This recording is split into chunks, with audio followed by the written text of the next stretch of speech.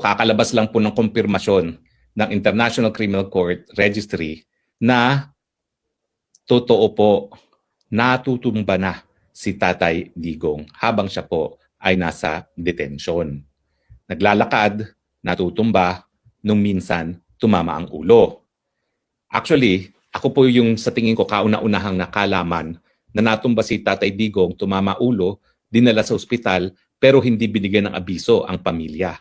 Ang hindi ko maintindihan, bakit hindi naman nawawalan ng bisita si Tatay Digong na kanyang mga pamilya, and yet, nangyayari itong mga pagtutumba, tumatama ulo, hindi pinagbibigay alam kay Tatay Digong sa pamilya. No?